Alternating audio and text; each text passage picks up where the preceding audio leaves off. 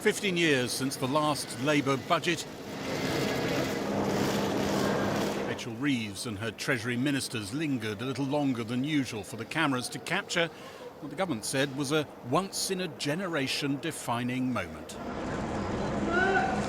Britain's first woman Chancellor began her budget by piling blame on the Tories for her economic inheritance. This is not the first time that it has fallen to the Labour Party to rebuild Britain. In 1945... The Tories jeered, but Labour MPs soon found their voice as Rachel Reeves accused the Tories of sweeping bills under the carpet and running down public services. Hospitals without the equipment they need. School buildings not fit for our children. A desperate lack of affordable housing. Economic growth held back at every turn. All that, she said, meant taxes had to rise. A record amount. Their failure to assess the scale of the challenges facing our public services means that this budget raises taxes by £40 billion. Any Chancellor standing here today would have to face this reality.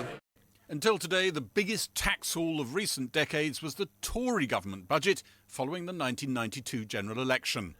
Labour in the 70s and Rishi Sunak after COVID were high up the table, but Rachel Reeves' budget has broken records with a tax hike of £40 billion. The biggest tax hike was employers' national insurance, now 15%, and the wage level at which employers start paying it slashed to salaries of $5,000. I do not take this decision lightly. We are asking businesses to contribute more, and I know that there will be impacts of this measure felt beyond businesses too, as the OBR have set out today. That was a reference to the Office for Budget Responsibility report, which said that 3/4 of that tax on employers will be passed on to their employees. Well, of course, increasing employers' national insurance will have an impact on pay. Who else is going to pay it? I think the OBR broadly about 3/4 of it be passed through in lower wages over the sort of short to medium term. The government said it wouldn't appear on your payslip, and the wages appear on your payslip. If my employer pays higher national insurance contributions on my wages, in the end, my wages will be lower. It's all a far cry from the sort of numbers Keir Starmer spelled out in promised tax rises in the election nearly 4 months ago. Rachel is demonstrating the page that says every policy is fully costed and fully funded. Those costings listed £7 billion of tax rises. The government's critics say they were always planning something much bigger. Time and again, we Conservatives warned Labour would tax, borrow and spend far beyond what they were telling the country. And time and again, they denied they had such plans. The government says it's filling in the spending holes left by the Tories' dodgy accounting and trying to repair struggling public services with cash injections. Because of the difficult decisions that I have taken on tax, welfare and spending, I can announce that I am providing a £22.6 billion increase in the day-to-day health budget. And I think the risk is that the big increases happen very fast, so lots more money this year and next year. But then you look at the rate of growth in spending after next year, and it comes right back down to very low levels. Perhaps not quite austerity, but not much extra money for public services after next year. So we'll have to hope that they're in a very good state by then and don't come back asking for more. I'm not sure I'd bet a lot on that. They're going to have a clearly very difficult process over the next few months as they try to hammer out that multi-year spending settlement between departments that they'll announce in the spring. I think the other reason they may have to come back to revisit the current plans is that if you look at the amount of headroom they have against the new fiscal targets, it's actually pretty small. It's not much more than Jeremy Hunt had, and it wouldn't take much of a change in your economic forecasts to wipe that out and need to slightly revisit your plan. The government's rewritten the rules, allowing it to borrow billions more to raise and protect public sector capital budgets, spent on hospital buildings and equipment, school buildings too. In recent years, economists have said net public investment in the UK has been far too erratic, averaging about 1.8% here. And the projection for the next few years was a steep decline, whether the Tories or Labour won the election. But today, the government is trumpeting a rise in public investment, putting the UK a bit closer to the average investment spending in rival economies. Does that look like as the government is telling us, sort of generational shift, giant moment, or something less than that? I think what the government set out today is putting us back towards essentially a normal rate of investment as a share of GDP. And normal for Britain? Normal for Britain. Not for the OECD? No, not at all. So, no, we're not yet at a transformational stage. Delivering change, rebuilding Britain. We, on these benches, commend those choices, and I commend this statement to the House. Rachel Reeves said battle lines in politics were now set. Labour investment in the public sector versus Tory cuts. The division wider than the election contest of the early summer. This manifesto is a total rejection of that defeatist approach, that the only levers are tax and spend. It's a total rejection of that. Despite what the Labour manifesto said, and despite Labour in its manifesto signing up to broadly similar fiscal plans to the previous government, the reality is that in trying to address the really implausible spending plans that they inherited from the last government, they have chosen to go with a higher tax, higher spend mix. A clearer political divide opens up, and 4 months into office, perhaps a little late, this government takes on sharper definition. So what impact will the budget have on you and your income? Our economics correspondent Helia Ebrahimi has been going through all the details. Helia. Well, this government swept to power promising to change the economy for the better. Today's been a mega budget, taxes up, spending up, borrowing up. But let's take a look at what that means for economic growth. The big boost to spending definitely lifts GDP quite substantially. Here's what we thought economic growth would look like just in spring. Here's what it looks like today. You can see it's gone up 2%. The UK would be the fastest growing economy in the G7, outstripping even the US, one of Keir Starmer's key ambitions. The problem is that growth falls away quite quickly. Look at that. It basically, over the forecast period, goes nowhere. Rachel Reeves will be hoping that her investment plan delivers a change to the long-term outlook, but you can't quite see it anywhere here yet. Now, Gary talked about this being one of the biggest tax take budgets on record. Well, the OBR also described it as one of the biggest fiscal loosening budgets in recent decades. So how much more spending are we talking about? Well, there's an extra £72 billion of spending. Now, roughly half of that comes from taxes, and the other half is raised through substantial extra borrowing. Remember, the Chancellor changed her fiscal rules to allow this to happen.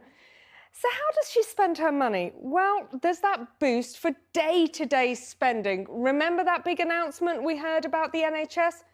There's also a third will go on capital investment, things like building hospitals and roads, as Gary was saying.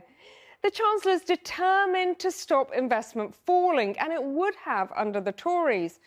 But the warning from those within the NHS is that this capital boost won't quite do enough to be truly transformative. Now, the size of the state has definitely grown, so too has the tax as a share of national income. Here's what it looked like all the way from 1948 to March's budget. You can see it was already going up, but now it's gone up to 38%, meaning that by the end of this Parliament, taxes will be at the highest level ever. Now, the biggest element of this budget was employer national insurance, which raises £25 billion. But because the threshold was brought down, it's those at the bottom end of the income spectrum that are likely to be hit hardest. The Chancellor said this budget would mean more pounds in people's pockets, but the OBR seems to disagree. On hiking employer national insurance, the OBR says it'll inevitably hit workers, amounting to lower wages and fractionally lower employment. On the stonking increase we've seen in spending, the OBR thinks it will add to inflation, and that will mean the Bank of England will keep interest rates higher for longer. All in all, while living standards are set to rise, household incomes will be lower because of this budget compared to the last budget from the Tories. The question is whether today's investment in public services will deliver.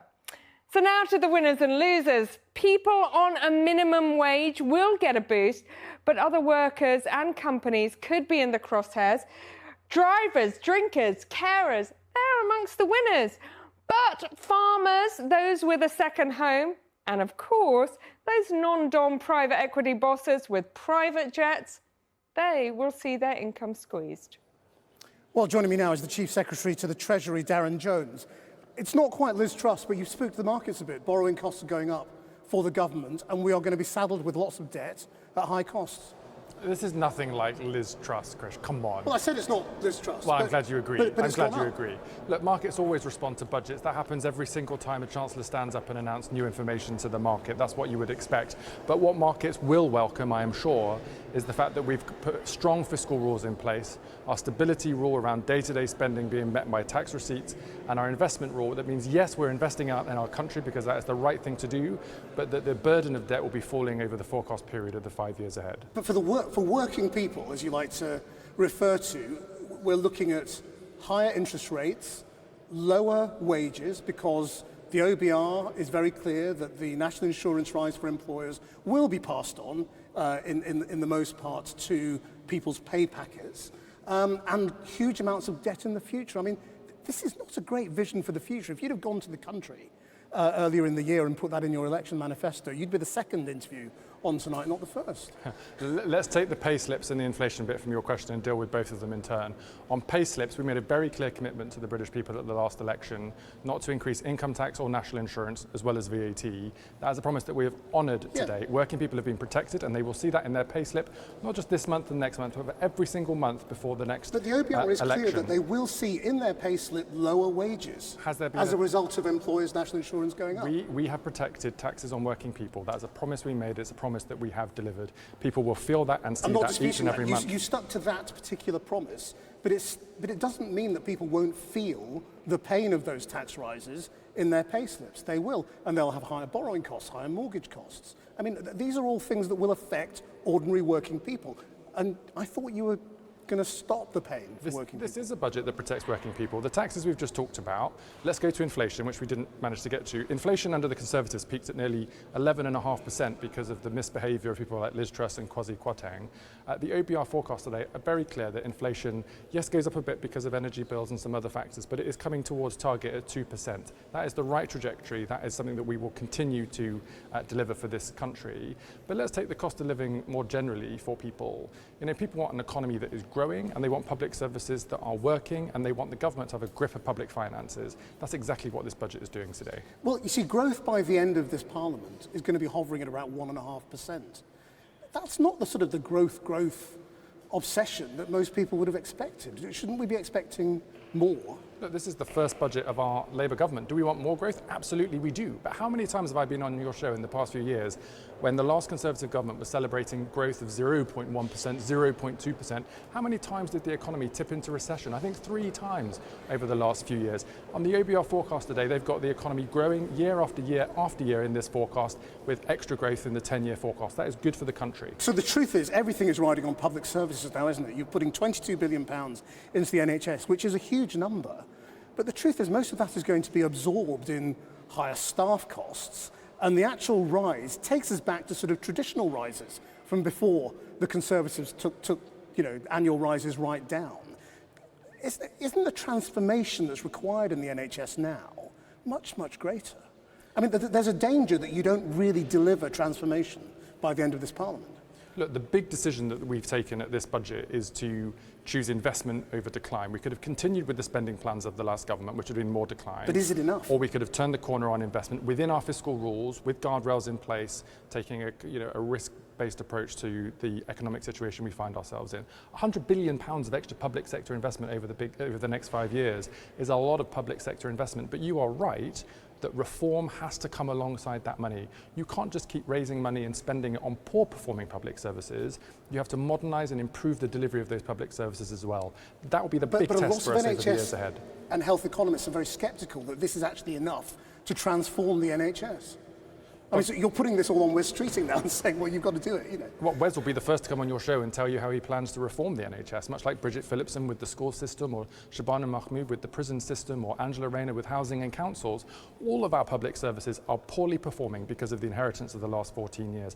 This budget is a down payment on reform and down payment on growth, but absolutely we've got to do the hard yards now in the years ahead, and that's what we're going to do. We do know the answer to the question I've been asking you for about a year now, which is about unprotected departments, which is that they will feel a squeeze, won't they? I mean, there could be job losses, there could be cuts. Well, the spending plans that we inherited from the last Conservative government, where they existed, were real terms cuts for departments. That is not what this budget has delivered. We are not going back to austerity. Again, that was a promise that we have delivered as a Labour government. But look, is there as much money as everyone would want? Of course not. But that's why the reform agenda is so important. We have to make sure that every single pound of taxpayers' money is being spent well. But if you're in the Home Office or DEFRA, you know, you're looking at numbers going, I don't quite know how we're going to do this without cuts. Well, all of the departments got a comparably big uplift in the spending settlement today, largely to deal with the £22 billion black hole that we inherited from the last government, to make sure that those budgets and the slate is is clean from our inheritance from the Tories.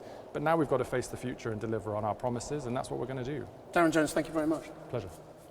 Kathy. Thanks, Krish. There is a lot of detail to unpick in the budget, from spending on transport to the billions of pounds pledged to infrastructure. Our senior political correspondent, Paul McNamara, is in Cambridge and can tell us more. Paul, will those billions actually be enough to shift the dial, really?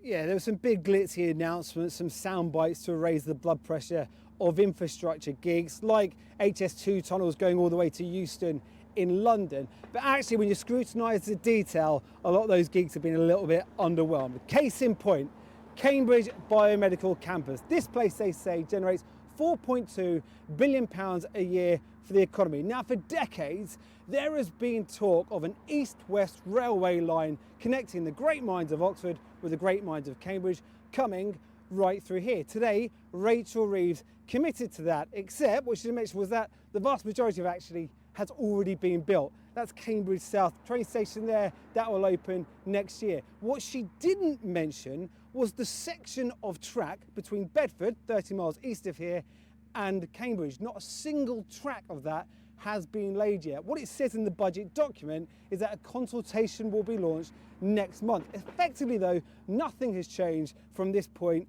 yesterday. Then up in the north, Rachel Reeves committed to the Trans-Pennine scheme, which will connect Leeds, York, Huddersfield and Manchester. Actually, when you look at the detail of that, it's already going ahead. The detail says what they're really committing to is electrifying some parts of the track that weren't going to be electrified. Far less sexy and nowhere near the scale of investment needed, say economists, for the north.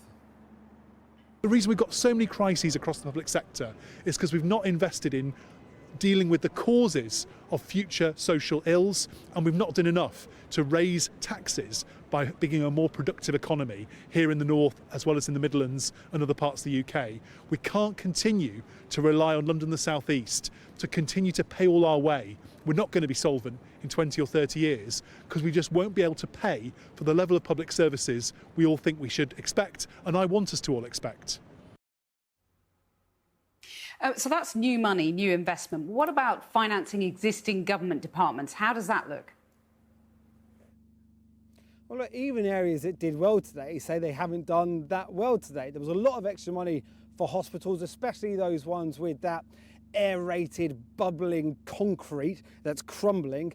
Well, today, the charity The King's Fund said the health spending announced today is unlikely to be enough for patients to see a real improvement in the care they receive. Then there's the, quote, unprotected departments. Think of the Justice Department. Remember those thousands of prisoners who are let out early because there's not enough spaces in jail. Well, the OBR report says today that, well, for day-to-day spending for unprotected departments, there'll be a lot of money, and then actually it will start dripping away, 1% less. So it's not going to be great for them. Local authorities, they're going to get less money by 2030. Look, talk to anyone in the Treasury and they will tell you we are pumping money into the economy. This is going to promote growth. Think of it like an investment snowball. What economists are saying today is actually they're looking at the lump of snow in front of them that's meant to kick this off.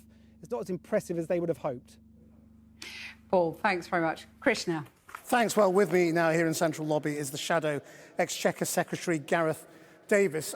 Well, I mean, all these tax rises are your fault, really, aren't they? I mean, it must be very embarrassing to have the Office for Budget Responsibility effectively say, you lot were irresponsible, and the fact that you didn't tell everybody about your future spending plans meant that there was a material change in how they would have assessed your previous numbers. Yeah, well, you're right to characterise Rachel Reeves' comments that it is everybody else's fault but hers that she's had to implement the biggest tax rise on the British people, despite saying she wouldn't in history. Public services are a mess, that's why you lost the election. In history, but just on the OBR point, I think it's important we address that. That is not what Richard Hughes has said at the OBR. He said that he doesn't understand, he doesn't legitimise the 22 billion black hole figure that Labour have been rolling out. He has been clear on that. Yeah, he's talked about over 9 billion, and he said it would have made a material difference to their assessment. That is correct, but he has also said in a letter on Sunday to Jeremy Hunt that this is not about ministers, this is an official to official level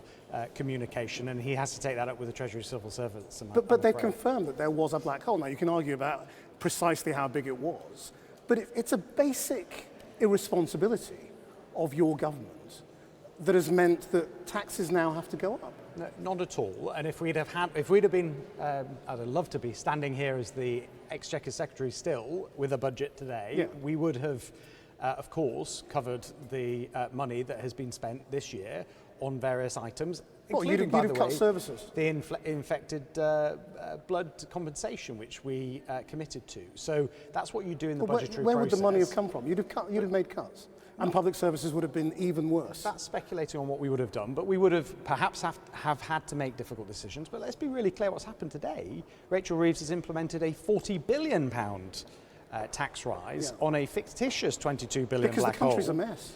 Because you left it in a state. Well, let's have a debate about. That's why you lost the election so badly. We did lose the election, and we lost the trust of people. But I think Labour have lost the trust today because they ran an election campaign on a series of policies, and we don't have a long enough. I mean, it's a valiant attempt, give but you the don't list. Lose trust. £300 off energy bills completely dropped. We won't increase national insurance today. A £25 billion hit to national insurance. So I think the British public will look at this dispassionately and look at it and say, hang on a minute, we weren't told any of this. We voted Labour because you said you wouldn't raise taxes. You said it was all fully costed. Well, they said they wouldn't raise national insurance, income tax and VAT on working people, and they haven't. What they have done is raise a tax that will feed through, and we've made that clear. She herself, and I guess voters will make their judgments. They will make their judgment. And I think, look, we're looking at a one-term Labour government here. Really? If they keep doing that. Well, I just think that the lack of understanding as to how angry people are with this. When you say on the one hand, don't you think you need to first have an understanding of how angry people are with you? We do. And you're not really showing it, I have to say.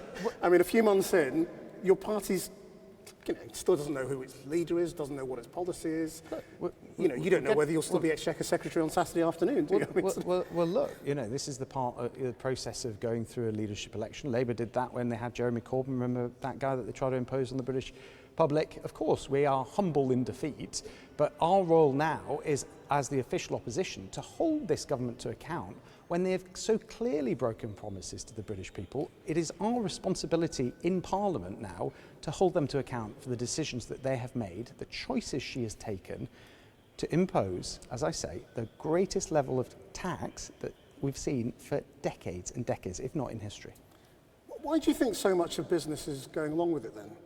Business is quite sanguine, and the markets have gone up, borrowing costs have gone up, but they're not. It's nothing like on the level of the Truss Kwarteng budget. Well, that was quite an exceptional budget that was a mistake, and then Rishi Sunak... Exceptionally bad, yes. Yeah, absolutely, and Rishi Sunak came in, and Jeremy Hunt came in, stabilised, and we were on the path to growth. We also, by the way, which Darren Jones was not mentioning, funnily enough, was a global pandemic where we essentially shut the economy down, and then a war in Ukraine which pushed up wholesale gas prices. It wasn't anything to do with any budget, the inflation level. That was inflation that we saw across the globe, and we got it down from 11 to 2%.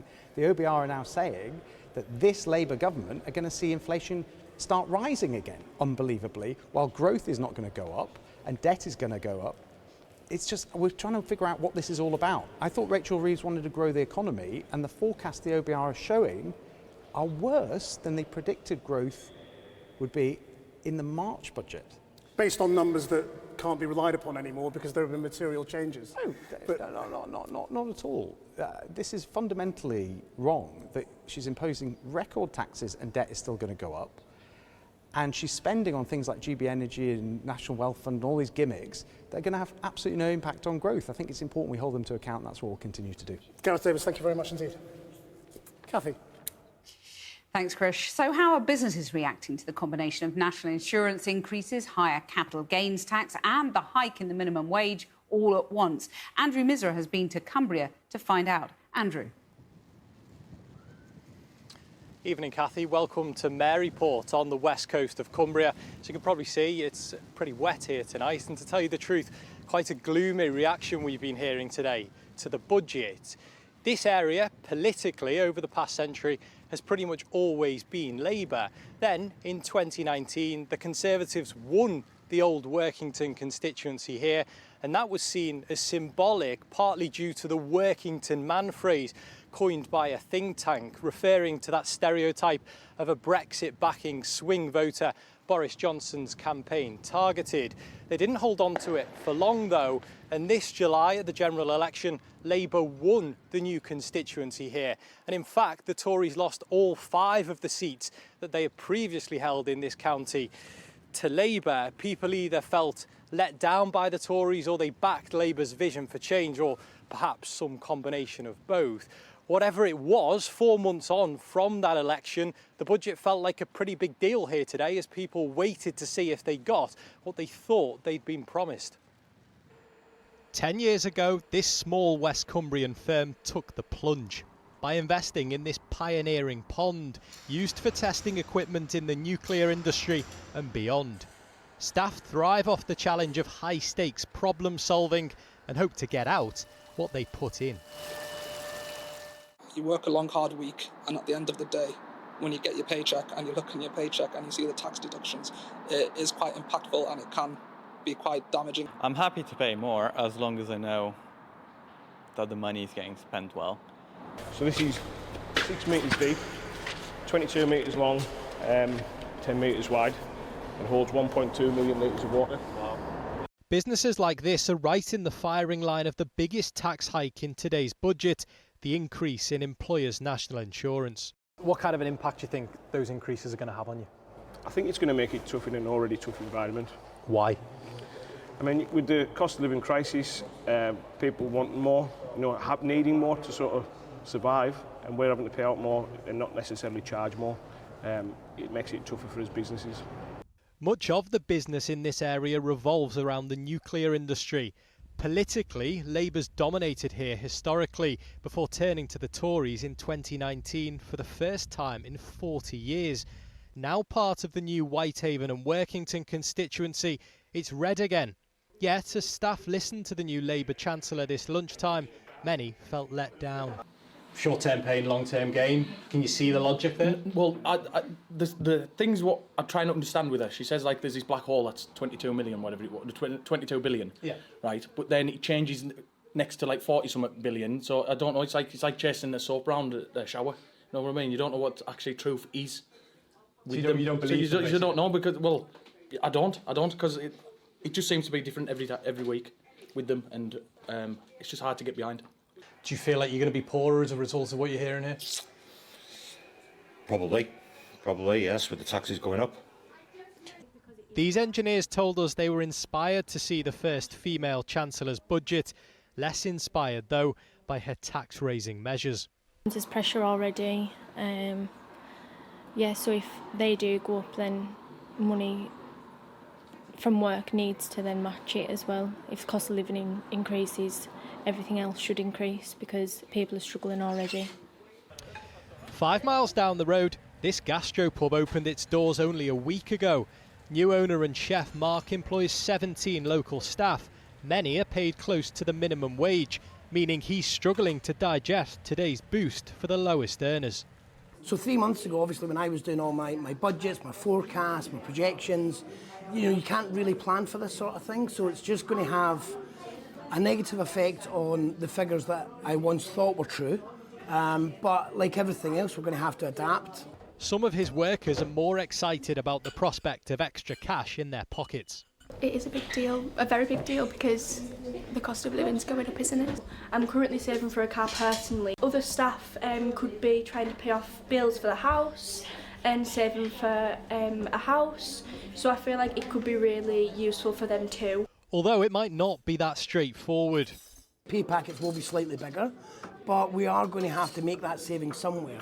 So will that be reducing staff hours, so actually they won't be better off, or maybe putting a hold on recruitment until we can sort of see what effect it will have on the business. The impact of today's budget on businesses and workers might not reach them for a while, yet whether it's at the factory or the pub, it's unlikely anybody will be throwing money around anytime soon. Well, I'm now joined by the Labour Mayor of West Yorkshire, Tracy Brabin, the Managing Director of Trust Electric Heating, Fiona Connor, and in a moment from London, we'll hear from the Deputy Chief Executive of NHS Providers, Saffron Caudry. Tracy Brabin, you had one job as a Labour Party to boost growth. That was your #1 mission. The OBR shows that tax rises that you've done today, a whole load of them, record high, they're going to suppress growth, aren't they? Well, this is absolutely clearing the decks, wiping the slate clean from Rachel. And let's not forget, actually, the historic moment of having a female Chancellor of the Exchequer is quite something, breaking that glass ceiling. But what she's done is absolutely focus on working people. Here in West Yorkshire, 40,000 people are going to benefit from the rise in the minimum wage. We're going to enable 100,000 people to go back to work who are currently economically inactive because they just can't get well enough to get to work. And that focus on house building, which will obviously grow the economy. We've got 1,500 households who are currently in temporary accommodation. 500 of those have got children. And enabling those to get into affordable housing, that's how you grow the economy. But also, and it was in the speech, working with mayors on our growth plan, working with government to turbocharge our economy with those single settlements that was also mentioned. I mean, the future does look much better than it was a year ago. The growth peters out by 2026, but I just want to pick up on what you said about working people, because Fiona Connor here, she employs a lot of working people. That increase to employers' national insurance, bigger than anyone expected. What impact is that going to have on your business? Well, I think it was quite depressing today with the national insurance hike because we didn't expect it. And for me, as a small business, and we make electric radiators in Leeds, that will cost us about £44,000 a year.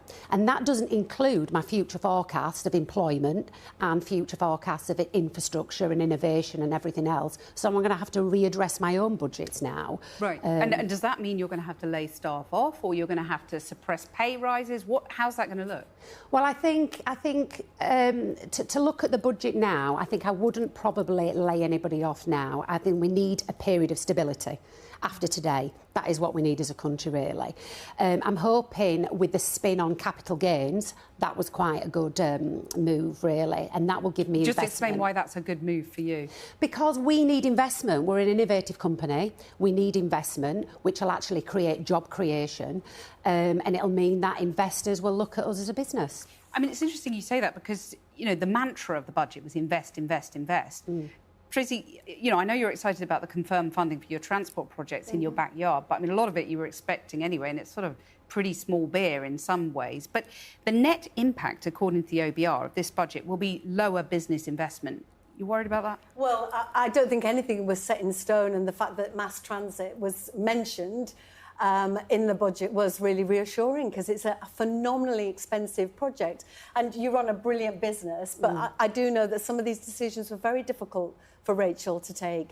She did protect those smaller businesses with 4 employees on the minimum wage, and they are exempt from some of these challenges. But certainly when it comes to innovation, I know that part of the challenge is to get people to college and to those courses, and that's why it was really important that we saw 300 million in further education colleges, because businesses are telling me not only do we not have the skilled workforce, we can't get our skilled workforce to our business either. So businesses are having to pay a bit of a price. I mean, do you feel protected, to use Tracy's words? No, I don't feel protected because I really believe that we are the backbone of the country. SMEs are the backbone. That's absolutely yeah, right. 61% of the people in the workforce are SMEs, and we are responsible for job creation. And I think actually suffocating and suffocating our profits, we've now got to make loads of adjustments. And where's that going to leave us? I mean, I've only got £44,000 NI, and that is huge for me. But I'm only talking on behalf of my company. Some companies today and some SMEs will have to make redundancies. But really, also... And it turns out that it does affect working people, doesn't it? Employers' national insurance. Let's get that straight. But businesses also need a workforce that's healthy. So we need better NHS. It needs a workforce that can get around. We need transport. We need better schools and, you know, a chance for people to get in and get on. So it's a tension that I don't think Rachel took lightly, that's for sure. So let me put that point about the NHS to Saffron Caudry, who's in London for us from the NHS providers. That increase, more than half the tax rises will go straight to the NHS. But NHS England is already spending £14 billion more than the Treasury allocated. Is she going to have to come back and ask for further tax rises? Is this going to be enough for you? I think that it's fair to say that what we've seen in today's budget is incredibly welcome, coming on the back of many years of insignificant investment in the NHS. So I think it's fair to say that this is really welcome. I think that there is, however, a long way to go. We know the challenges facing the NHS, 7.6 million people on the waiting lists, really long waits for mental health and community services, you know, A&E performance isn't doing what it should. So we know that there are big challenges there. I think... And so the Chancellor might have to come back for more, further tax rises. You're not saying this is enough? No, I think this isn't enough. I think what we have seen is some really important steps forward in terms of capital investment in particular, and that's really, really important. So we're seeing £1.5 billion being invested in surgical hubs, and we're seeing £1 billion for rebuilding those RAC hospitals, which is absolutely critical. That's a safety critical issue. And also we're seeing some money going towards getting through that backlog of maintenance that the crumbling NHS estate needs. But what we aren't seeing is huge increases in terms of day-to-day running costs. When could you meet that crucial target of waiting times no longer than 18 weeks? Can you see that on the horizon or not? I think that that's going to be towards the end of this electoral cycle. And I think, you know, the figures we've seen today, the 22 billion for running costs, will be allocated pretty quickly, and we've got to bear in mind those run over 2 years, so that's around 11 billion each year rather than being 22 billion for this year. But this investment is welcome, particularly compared to other government departments. And briefly, are you disappointed that there was no specific allocation for social care? I think that was the point I was just about to come on to, which is the NHS absolutely depends on social care. The settlement for local government is around 1.3 billion, with an expectation that 600 million goes to social care. I think you have to ask local government if that's enough, but the NHS absolutely critically needs a well-funded, reformed NHS. Right. Well, Saffron, let me put some of those points to you actually first, Fiona. I mean, do you support this extra health spending, if only that it means that your workforce might well be healthier? Well, yes, I think there needs to be a need to give investment to the NHS. We all know that the infrastructure needs a lot more finance. I think turning it on its head, I mean, I gave 5% wage increase to our employees in May based on productivity. And what we're doing is we're giving 5-7% wage increases to public services with, I think what was decided, was it 2% productivity or something? Right, I think so that's a bit of a mismatch. You want to sort of link, you know, the NHS needs to have this money, but there needs to be reform attached to it. Yes, definitely. Right, Tracy, Yeah. Well, no strings attached on this. Well, certainly that's the way that Wes Streeting is looking at this, isn't he? That reforming the NHS, you can't keep just pouring money into the crisis management. And here in West Yorkshire, we're the home of the NHS, so I'm also pleased to see that the investment zone funding, which is going to help us with new ideas and innovations around health tech and life sciences, you know, we are really specialisms. Here in West Yorkshire. So I think that reform is really important, that we have prevention rather than all of the crisis management. Tracy Bergman, Fiona Connor and Saffron Caudry earlier, thank you very much for joining us.